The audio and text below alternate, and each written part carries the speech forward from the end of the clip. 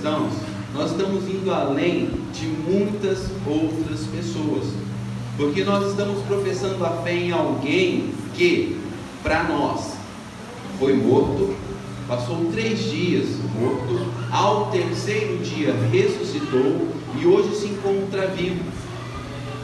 Quando nós citamos algo como isso, principalmente para alguém que não professa a mesma fé que a nossa, nós somos tidos como loucos, somos tidos como pessoas até mesmo fanáticas, ou pessoas que estão sendo induzidas por um falso líder.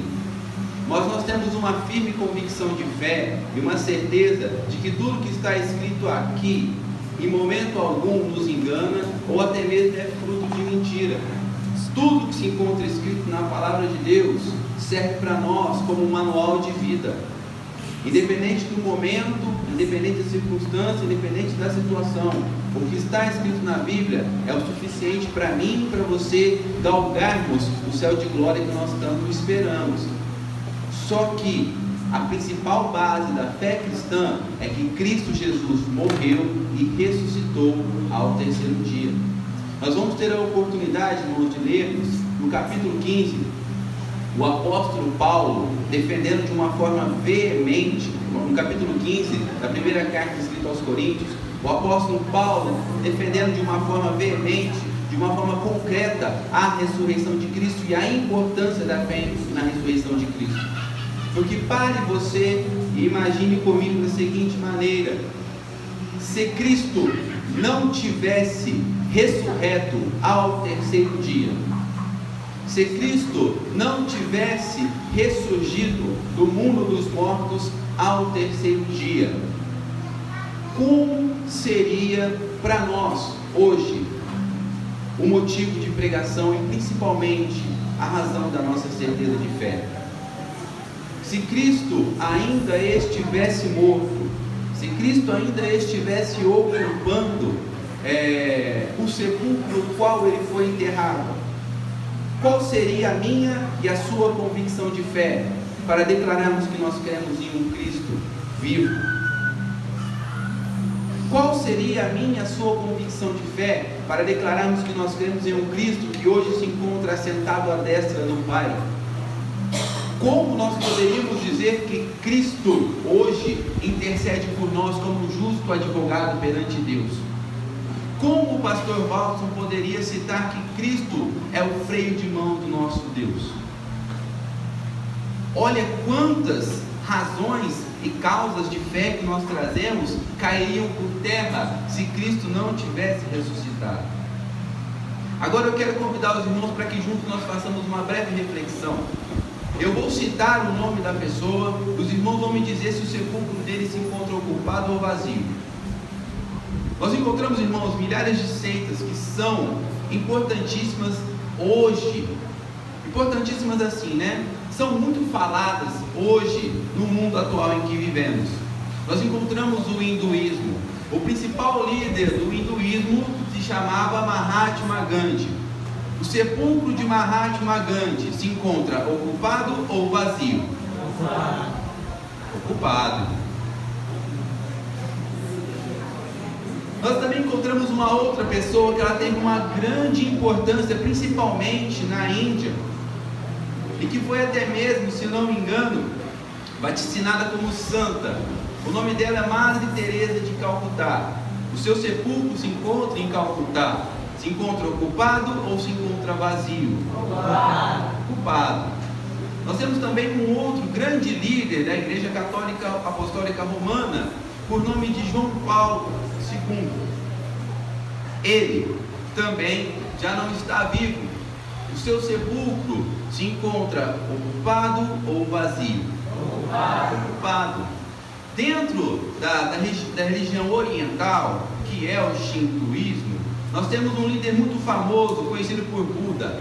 Talvez alguns irmãos já devem ter visto uma estátua dele sobre a mesa do seu patrão, ou até mesmo no ambiente de trabalho. Algumas pessoas têm o costume de colocar uma moedinha no colo de Buda. No Japão, o sepulcro de Buda se encontra ocupado ou vazio? Ocupado. Agora, irmãos, eu gostaria de citar o maior líder que já caminhou sobre a face da terra. E o seu corpo esteve depositado no sepulcro que pertenceu a um homem muito famoso por nome de José de Arimateia. Nós estamos falando de Jesus. Se você for hoje lá em Jerusalém, esse sepulcro que pertencia a José de Arimateia, ele se encontra ocupado ou vazio? Vazio. Eis aí a diferença. Glória a Deus. Nós vamos ver que nós citamos, irmãos, muitas pessoas que são foco e objetivo de fé para milhares e milhares que estão lá fora. Porém, de todos que nós citamos, apenas um não está no sepulcro. De todos que nós citamos, apenas um ressuscitou. E de todos que nós citamos, apenas um tem o poder de salvar e libertar. Agora, se a nossa fé em Cristo Jesus não estiver firmada o suficiente para nós sabermos debater e alegar com todas as provas que Cristo ressuscitou, 60% da nossa confiança cai por terra, porque os outros 40% está depositado na graça, na operação que Ele fez por nós. Nós vamos ler, irmãos, quando nós pegamos para ler os evangelhos, nós vamos ver que os 4 evangelhos, nós sabemos os nomes deles, né? Nós vamos pegar, sabemos que Mateus, Marcos e Lucas são conhecidos como evangelhos sinóticos, porque eles dizem mais ou menos a mesma coisa, eles tratam mais ou menos os mesmos assuntos.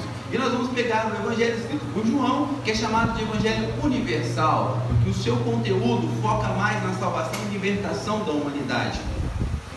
Se nós pegarmos os 4 evangelhos, irmãos, dificilmente nós encontramos os mesmos milagres citados nos 4.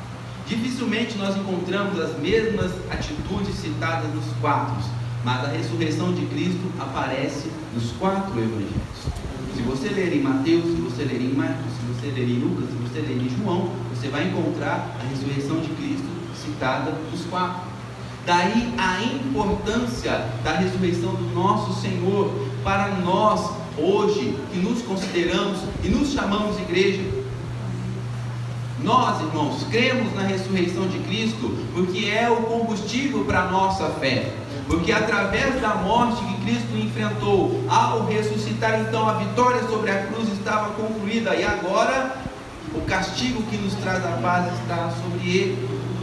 Através da ressurreição de Cristo, através da vida de Cristo, hoje nós temos vida em Cristo.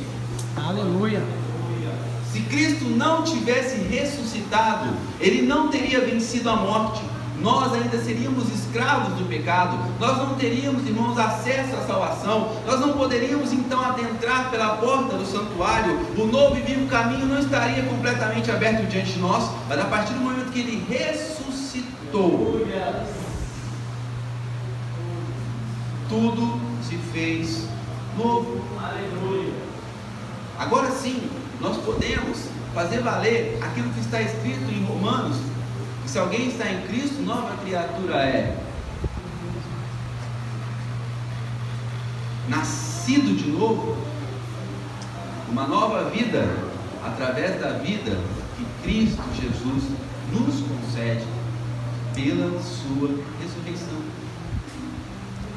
Se nós formos pegar, irmãos, na palavra de Deus, nós vamos encontrar vários textos que vão apontar para um Cristo sofredor, mas também que vão citar a glorificação do servo de Deus.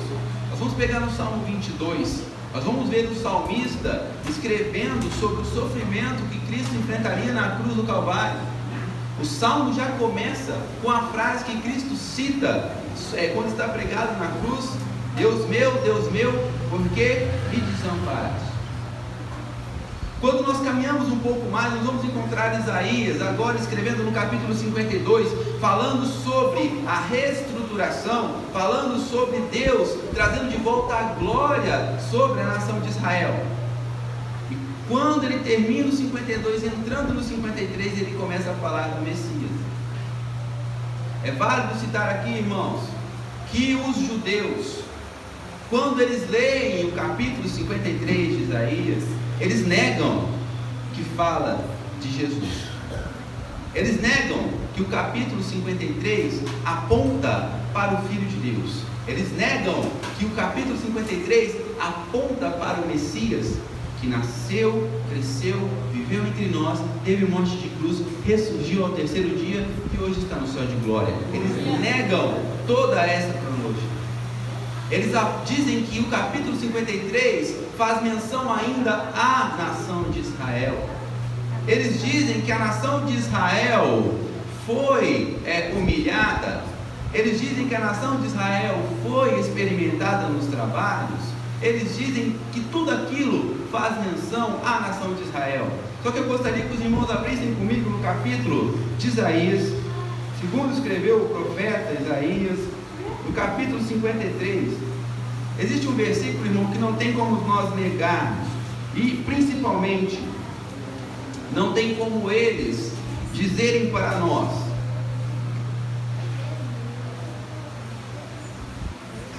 que faz menção à nação como um todo. Se nós abrirmos no versículo de número 7, do capítulo 53, nós vamos encontrar o seguinte versículo: ele foi oprimido, mas não abriu a sua boca. Como um cordeiro foi levado ao matadouro e, como ovelha muda perante os seus tosquiadores, ele não abriu a sua boca. Agora eu pergunto aos amados irmãos, leitores da Bíblia, conhecedores da palavra de Deus, existe como nós apontarmos este versículo para a nação de Israel? Quem conhece um pouquinho da nação de Israel sabe como eles eram. Se você pegar para ler o livro de Juízes, você vai ver que era uma nação totalmente dependente de um líder. Quando tinha um juiz, adoravam a Deus. Quando não tinha um juiz, adoravam o primeiro que aparecesse. Quando tinha um juiz, adoravam a Deus. Quando não tinha um juiz, adoravam o primeiro que aparecesse.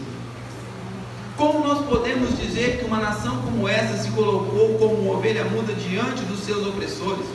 Como nós podemos dizer que uma nação como essa se colocou como um cordeiro calado diante dos seus opressores?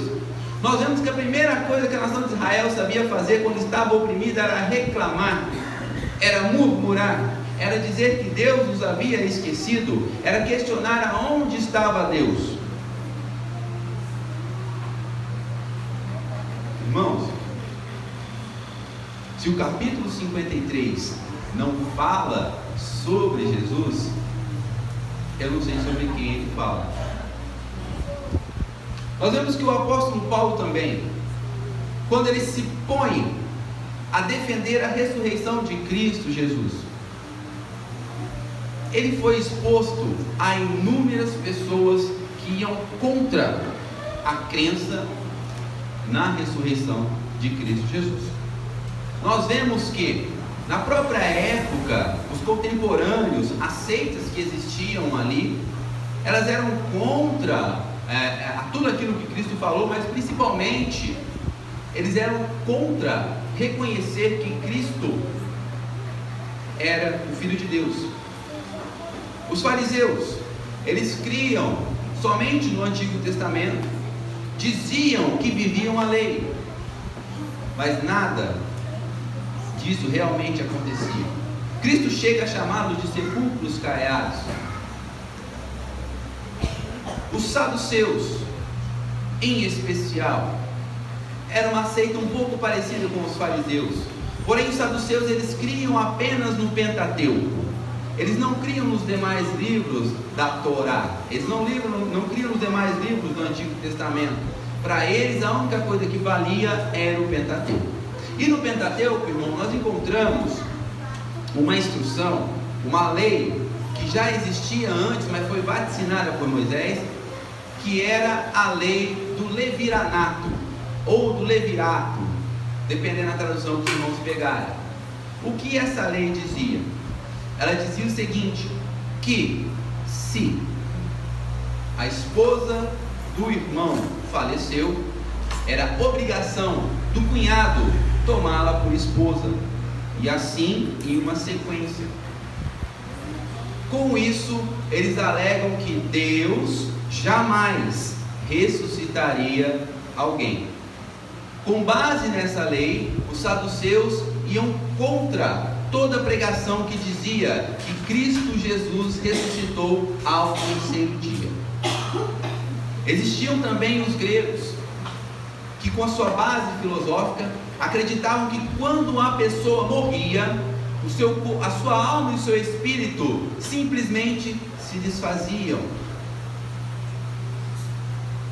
Existiam também os próprios romanos, que eram pessoas bastante incrédulas, que traziam para si a própria glória, mas que não cogitaram em colocar uma guarda às portas do sepulcro de Cristo, porque sabiam que ele havia dito que ao terceiro dia ressuscitaria.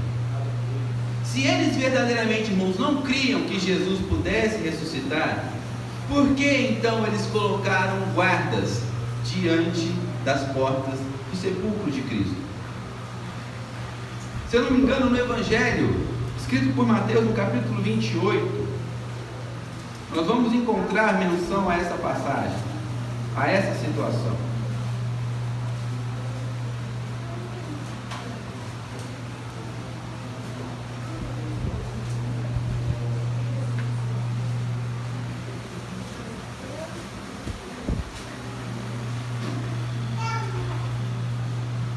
Nós vamos encontrar no versículo de número 4, a partir do versículo do 2 ao 4, vai estar escrito assim, Mateus 28, 2, 3 e 4. E eis que houvera um grande terremoto, porque um anjo do Senhor desceu do céu, chegou removendo a pedra e sentou-se sobre ela. O seu aspecto era como um relâmpago, o seu vestido branco como a neve. E os guardas, com medo dele, ficaram muito assombrados e como mortos. Os guardas viram que algo sobrenatural aconteceu ali. E nós vamos ver que a partir do versículo 11, irmãos, eles foram induzidos a mentir. Para quê? Para que a notícia não se espalhasse. Para quê? Para que todos não soubessem que aquilo que Cristo havia dito, que ele haveria de ressuscitar ao terceiro dia, havia se cumprido. Se nós lermos a partir do versículo 11, nós vamos encontrar, irmãos, as seguintes palavras: e quando iam, eis que alguns da guarda, chegando à cidade, anunciaram aos príncipes do sacerdote todas as coisas que haviam acontecido. Congregado eles com os anciãos e tomando conselho entre si, deram muito dinheiro aos soldados, dizendo: dizei, vieram de noite os seus discípulos, e dormindo nós o furtaram. E se isto chegar ao ouvido pelo presidente, nós o persuadiremos e vos poremos em segurança. E eles, recebendo dinheiro, fizeram como estavam instruídos, e foi divulgado este dito entre os judeus até os dias de hoje. Irmãos, se Cristo verdadeiramente não tivesse ressuscitado, havia necessidade para todo esse medo? Havia necessidade para eles persuadirem aqueles soldados? Havia necessidade para que fosse contada uma mentira tão grande? O medo maior que eles tinham ali era o de reconhecer que Cristo verdadeiramente era o Filho de Deus. Porque a partir do momento que eles crescem, que eles professassem essa fé, eles estariam assumindo o crime que eles cometeram. Crime esse que eles fizeram questão de mencionar lá no Calvário. Porque quando nós lemos, irmãos, através da história, o costume que eles tinham quando crucificavam alguém é de colocar sobre a cruz o crime que aquela pessoa cometeu. Então ia a cruz e ia uma plaquinha: ladrão, assassino, usurpador de impostos, estuprador. Isso ia sobre a cruz, para justificar o motivo pelo qual aquele nome estava pendurado ali. Os irmãos sabem me dizer qual é a acusação que repousava sobre a cruz de Cristo? Rei dos judeus. Desculpa, não entendi. Jesus, rei dos judeus. Os irmãos devem ter visto em algumas pinturas aquelas letrinhas, né? WINRI,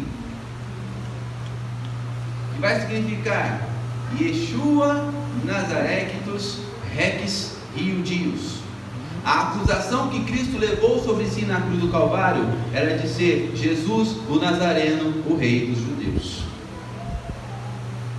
Enquanto outros eram acusados de serem ladrões, assassinos, entre tantas outras coisas, Cristo levou sobre si a acusação de ser o rei dos judeus. Eles, sem saber, já estavam reconhecendo quem Jesus Cristo o era. Se eles crescem então, irmãos, na ressurreição de Cristo,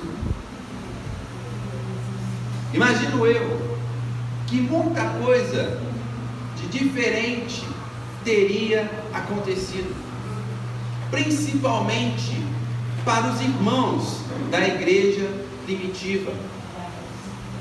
Mas nós sabemos, irmãos, que tudo aquilo que Deus faz é perfeito em seus planos.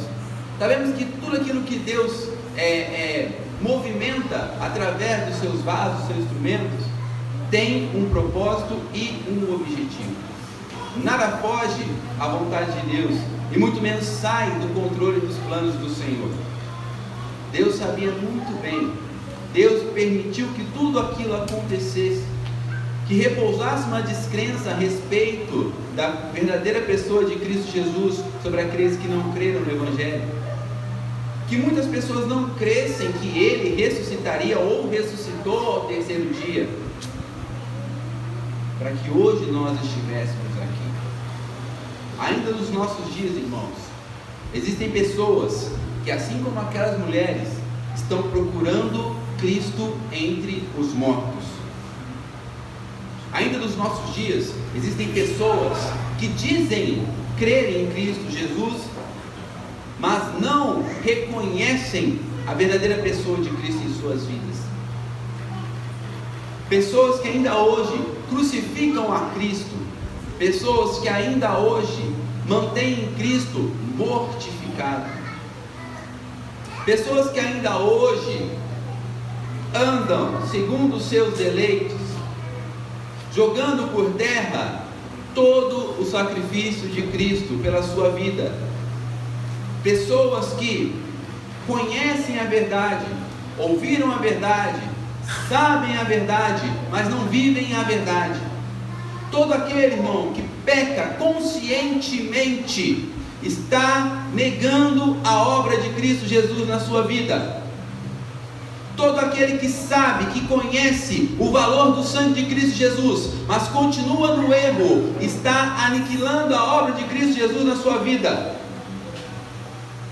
e está caminhando a passos largos para o inferno.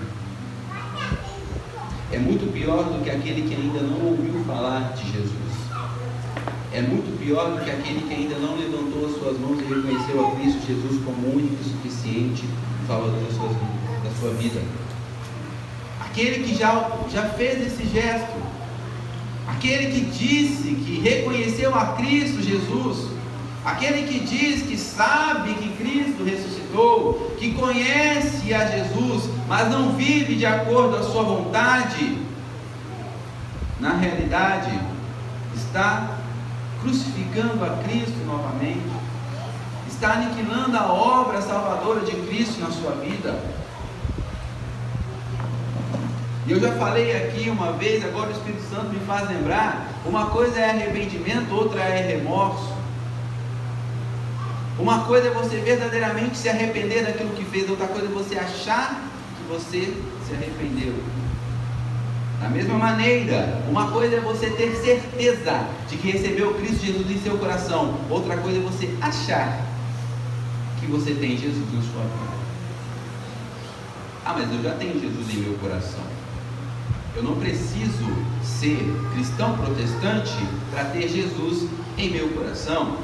Ah, eu não preciso frequentar uma igreja cheia de costumes, cheias de usos, uma igreja que prega só santidade, santidade, santidade, uma igreja que me priva, uma igreja que me oprime. Eu não preciso frequentar uma igreja assim para eu ir para o céu. Aí eu te pergunto, então me responda, o que Jesus significa para você? Uso e costume não impede ninguém de ser santo. Uso e costume não expulsa ninguém de igreja. Uso e costume não impede você de se aproximar de Deus. O que impede você de se aproximar de Deus, o que impede você de ser santo, o que impede você de alcançar a salvação em Cristo Jesus, é essa falsa convicção de fé que você acha que tem. Essa fé morta, essa fé que não te move a lugar nenhum. É isso que está te levando para o inferno. Ah, irmão, mas o irmão está me comparando com as pessoas que não creram na ressurreição de Cristo Jesus. Você é pior, porque você um dia falou que creu. Você se enganou e acha que está enganando. Existiam pessoas assim também nos dias de Paulo. Existiam pessoas assim também nos dias dos reformadores. E existem pessoas assim também nos nossos dias. A Bíblia nos fala que o apóstolo Paulo, ele teve que se colocar em defesa da doutrina da ressurreição de Cristo. E nós vamos ler o texto, irmão, que se encontra na primeira carta, escrita aos irmãos da igreja de Corinto, no capítulo de número 15, dos versículos 14 ao 19. Nós vamos ver, irmãos, que Paulo, ele é muito direto. Paulo, ele não dá voltas. Paulo, ele não floreia. Paulo, ele não coloca historinhas no meio do texto para parecer uma coisa interessante, para prender a atenção do povo. Paulo, ele vai direto ao ponto. Ele diz da seguinte maneira, a partir do versículo 14: E se Cristo não ressuscitou, logo é vã, é vazia a nossa pregação, e também é vã a vossa fé. E assim somos também considerados como falsas testemunhas de Deus, pois testificamos de Deus que ressuscitou a Cristo, ao qual porém não ressuscitou, se na verdade os mortos não ressuscitam. Porque se os mortos não ressuscitam, também Cristo não ressuscitou. E se Cristo não ressuscitou, é vã a vossa fé, e ainda permaneceis nos vossos pecados. E também os que dormiram em Cristo estão perdidos. Se esperamos em Cristo só nesta vida, somos os mais miseráveis de todos os homens. Nós vemos aqui que Paulo, ele se coloca, irmão, na defesa da doutrina da ressurreição de Cristo, porque a igreja de Corinto, ela era formada por gregos convertidos. Gregos não criam em ressurreição. Gregos não criam que o homem pudesse retornar do mundo dos mortos. Então, como eles poderiam crer no Evangelho, cujo o seu centro principal é alguém que morreu e ressuscitou e principalmente ascendeu aos céus diante dos olhos de muitos e muitos galileus que estavam ali? Como eles poderiam professar uma fé assim, se inicialmente eles não criam? Eles tinham por ensinamento que isso era impossível. Hoje em dia, irmão, nós encontramos ainda pessoas que são ensinadas de que Cristo não ressuscitou. Existem muitas e muitas seitas por aí que não creem na ressurreição de Cristo Jesus e que usam subterfúgios ou colocam nas entrelinhas da Bíblia fatos que não aconteceram. para tentar provar que Cristo não ressuscitou. E quando, irmãos, nós paramos para pensar sobre isso, nós começamos a imaginar algumas coisas que aconteceram, principalmente na igreja de Jesus após a ressurreição de Cristo. A primeira delas é a nossa plena convicção de que Cristo voltará. Antes da ressurreição de Cristo, não se havia essa plena convicção. Antes da ressurreição de Cristo, não havia essa fé na vinda de Jesus, até mesmo porque ele ainda se fazia presente entre os seus apóstolos. Mas quando nós lemos lá em Atos dos Apóstolos, no capítulo 1, após Cristo ter permanecido alguns dias entre os seus apóstolos, ainda os instruindo e os aconselhando a permanecer em Jerusalém, até que do alto fossem revestidos do poder, nós vemos que ele é tomado aos céus, ele ascende aos céus, ele sobe aos céus, isso diante dos olhos de muitos. Para não ficar apenas nas minhas palavras, vamos ler o texto, Atos dos Apóstolos, capítulo 1.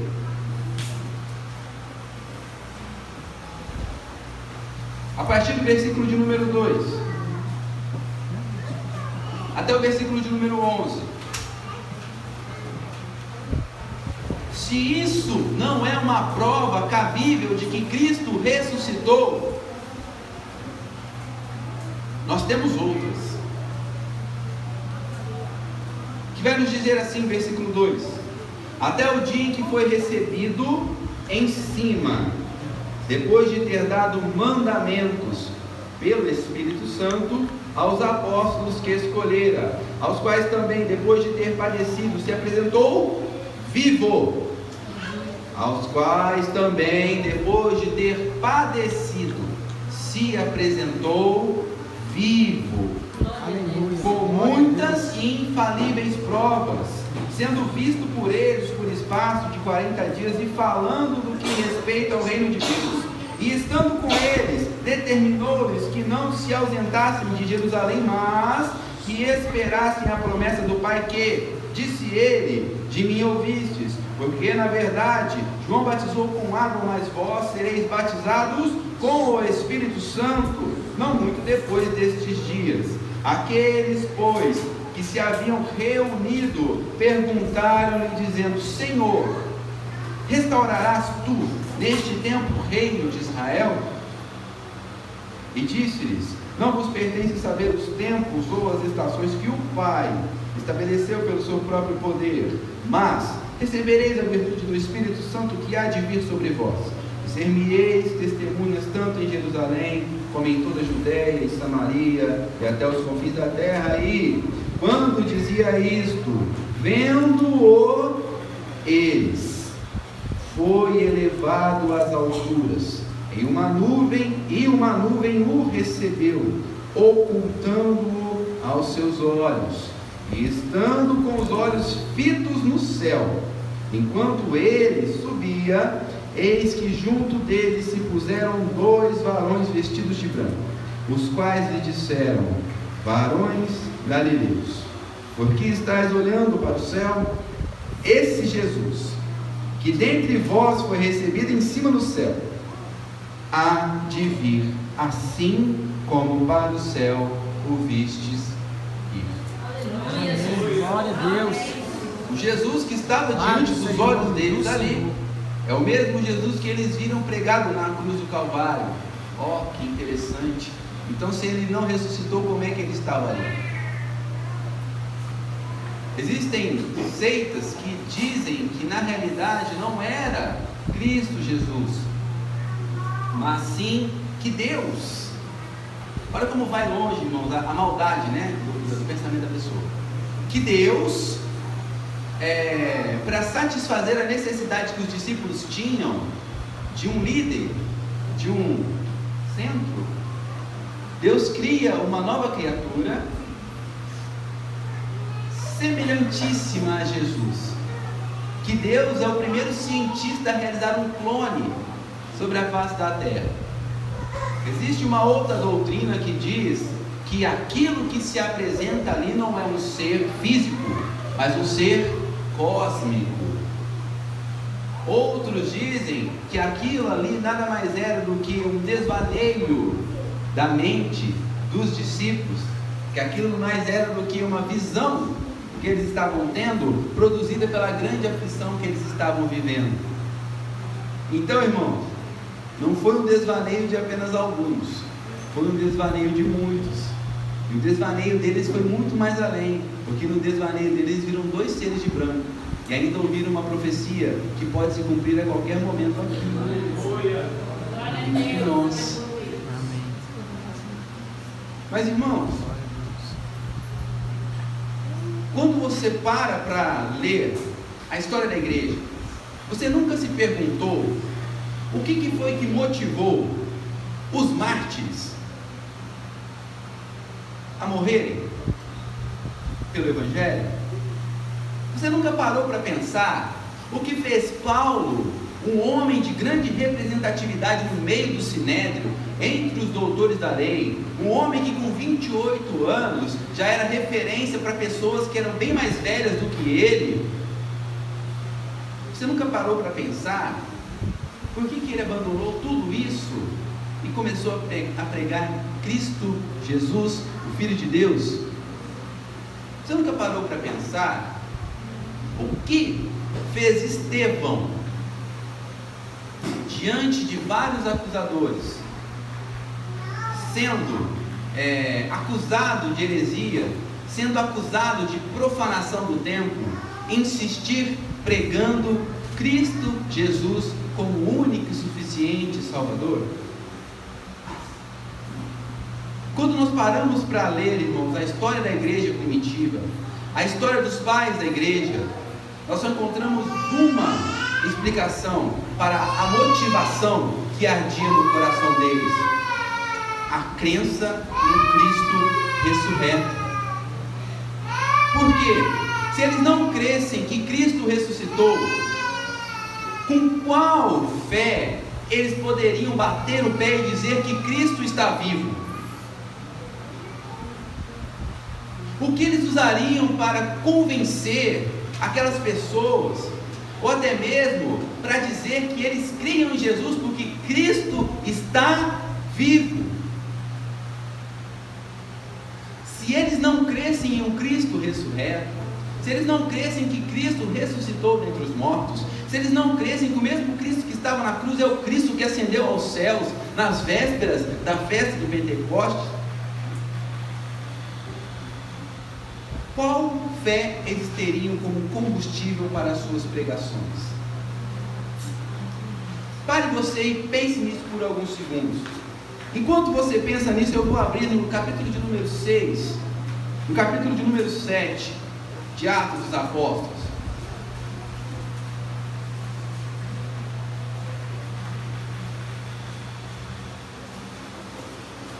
A partir do versículo 51, nós vamos encontrar aqui, irmãos, Estevão sendo julgado. Aqui Estevão já estava, bem dizer, com a sua sentença de morte assinada, mas ainda assim ele insistiu em pregar Cristo Jesus para todos aqueles que estavam ao seu redor. Homens de dura serviço, incircuncisos de coração e ouvido, vós sempre resistis ao Espírito Santo, assim vós sois como os vossos pais. A qual dos profetas não perseguiram vossos pais? Até mataram os que anteriormente anunciaram a vinda do justo, do qual vós agora fostes traidores e homicidas.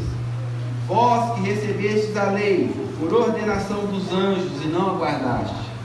E ouvindo eles isto, enfureciam-se em seus corações e rangiam os dentes contra ele. Mas ele, estando cheio do Espírito Santo, fixando os olhos no céu, viu a glória de Deus e Jesus, que estava à direita de Deus. E disse: eis que vejo os céus abertos e o Filho do Homem que está em pé à mão direita de Deus. Mas eles gritaram com grande voz, taparam os seus ouvidos e arremeteram unânimes contra ele, expulsando-o da cidade, o apedrejavam. E as testemunhas despuseram os seus vestidos aos pés de um mancebo chamado Saulo, e apedrejaram a Estevão, que, em invocação, dizia: Senhor Jesus, recebe o meu espírito. E pondo-lhe de joelhos, clamou com grande voz: Senhor, não lhes imputes este pecado. E tendo dito isto, adormeceu. Irmãos, o que mais alegra o meu coração aqui é que nessa passagem nós temos 3 pontos de vista diferentes. Nós temos o ponto de vista dos acusadores, estavam ali apenas para acusar e condenar. Nós temos o ponto de vista de Saulo, que naquele momento vai como acusador, mas creio eu, a partir do momento que ele vê a declaração e o testemunho de fé de Estevão, alguma coisa já começa a mudar no seu coração. E nós temos o ponto de vista de Estevão, que estava ajoelhado, sendo apedrejado, mas olhando para os céus, viu os céus abertos e Cristo Jesus à destra de Deus. Se Cristo não tivesse ressurgido dentre os mortos, ou ressurreto, os irmãos acham que Estevão teria tal audácia? Os irmãos acham que Estevão teria tal convicção de fé? Os irmãos acham que Estevão teria condições, como ser humano, de manter firme a sua confissão de fé? Hoje, nós estamos aqui, irmãos, porque os que vieram lá de trás creram que Cristo ressurgiu ao terceiro dia. Hoje nós estamos aqui porque o primeiro missionário que chegou em Belo Horizonte cria que Jesus ressurgiu dentre os mortos. Hoje nós estamos aqui porque o pastor Valson, o presbítero Jonadab, o presbítero Ricardo e tantos outros homens de Deus que passaram e que estão aqui neste lugar continuam pregando que Cristo ressurgiu ao terceiro dia. E hoje nós estamos aqui, irmãos, principalmente por um texto que se encontra no livro da Revelação, no capítulo 1, Apocalipse, no capítulo 1, versículo 17 e 18. Se isso não for suficiente para colocar no seu coração que Cristo ressurgiu dos mortos ao terceiro dia e está vivo, eu não sei o que é capaz. Versículo 17 do primeiro capítulo do livro do Apocalipse, que nos diz: E eu, João, dizendo, quando o vi, caí a seus pés como um morto. E ele pôs sobre mim a sua destra, dizendo: Não temas, eu sou o primeiro e o último, o Alfa e o Ômega, e o que vive, e o que vive. Diferente de Madre Teresa de Calcutá, diferente de João Paulo II, diferente de Mahatma Gandhi, diferente de Buda, diferente de tantos outros que existem e existiram por aí. Fui morto, mas eis que aqui estou, vivo para todo o sempre. Amém. E tenho as chaves da morte e do inferno. Jesus está vivo. Olha como é bom dizer isso, irmãos. Jesus está vivo. Não tem mais aquela cara de dor, não tem mais aquela coroa de espinho, não tem mais aquele cravo, não tem mais aquela cruz. Aquela coroa de espinho agora é uma coroa de glória. A cruz agora é o trono que ele ocupa ao lado do Pai. E ele está olhando para nós e dizendo: vem, amada minha. E nós, como igreja, possamos dizer então: Maranatas, ora vem, Senhor. Mas só pode dizer isso quem crê que Jesus está vivo. Só pode dizer isso quem acredita que Ele verdadeiramente venceu a cruz. Só pode dizer isso quem crê que o calcanhar ferido não foi suficiente para impedir que Ele pisasse sobre a cabeça do inimigo. Só pode dizer isso quem crê verdadeiramente que Ele é o Filho de Deus. Irmãos, lembra que eu comecei falando sobre sobre os pilares da nossa declaração de fé, sobre a nossa confiança de fé? O principal deles é isso, é esse. Temos plena convicção que Cristo está vivo. E se Ele está vivo, Ele se faz presente entre nós, pela pessoa do Espírito Santo. Se Ele está vivo, Ele está atento às nossas súplicas e orações. Se Ele está vivo, Ele tem olhado a minha e a sua vida. Se Ele está vivo, pode ter certeza que Ele está contando os segundos para vir nos retirar dessa terra. Então, irmãos, que nada possa abalar a fé que existe no seu coração. Porque eu tenho certeza que se você saiu da sua casa hoje, em uma noite de terça-feira, algumas irmãs deixaram seus afazeres, algumas irmãs deixaram até o seu esposo sem comida lá. Não, a hora que eu voltar eu faço a comida, você janta, mas eu vou para a igreja ouvir a palavra de Deus. Algumas pessoas vieram direto do serviço para cá. Alguma coisa tem que ter no seu coração para você ter cometido isso. Você não veio para cá assim, no estalo. Hoje eu vou para a igreja. Terça-feira, né? Primeira semana do mês. Tem lá muita coisa para fazer, não. Estou de férias, estou de folga. Vou lá congregar com os irmãos.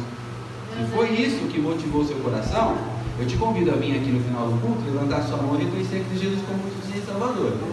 Agora, se existe alguma coisa dentro do seu coração, pode ter certeza que é a fé e convicção de que Jesus se faz presente.